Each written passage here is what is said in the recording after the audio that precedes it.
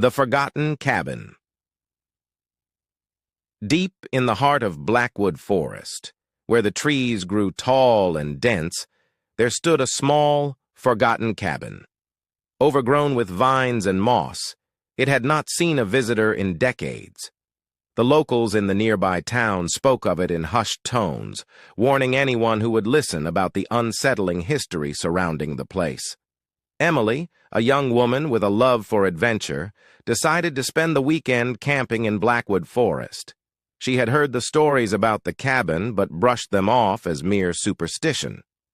With her camping gear packed and a map in hand, she ventured into the forest, determined to uncover the cabin for herself.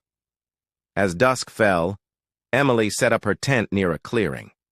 The forest was eerily quiet, the only sounds being the rustling of leaves and the distant calls of nocturnal animals.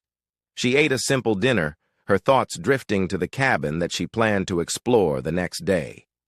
Under the light of a full moon, Emily fell asleep in her tent.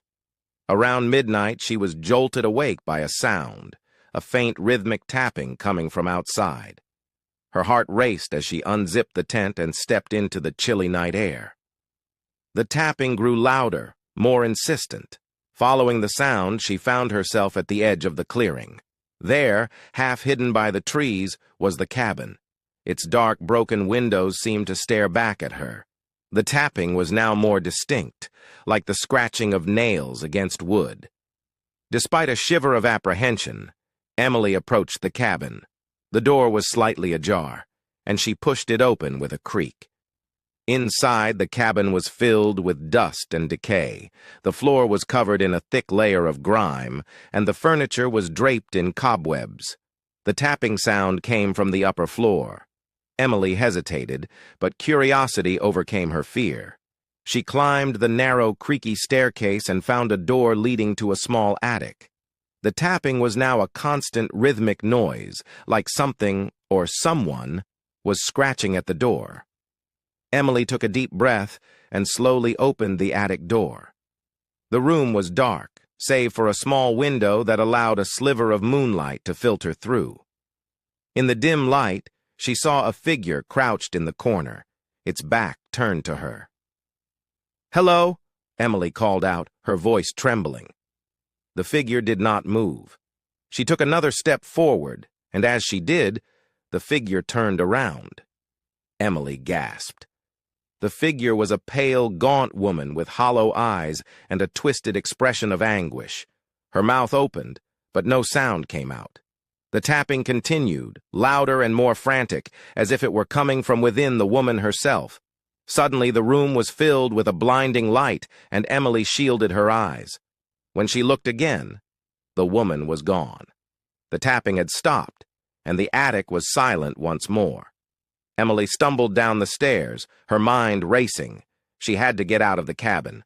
As she rushed outside, she noticed that the once clear night sky was now overcast with thick, dark clouds. The wind howled through the trees, and the temperature dropped sharply. Desperate, Emily gathered her belongings and headed back to her campsite. The forest seemed to close in around her, the shadows growing darker and more oppressive. The night was no longer peaceful, but a labyrinth of whispering trees and ominous sounds.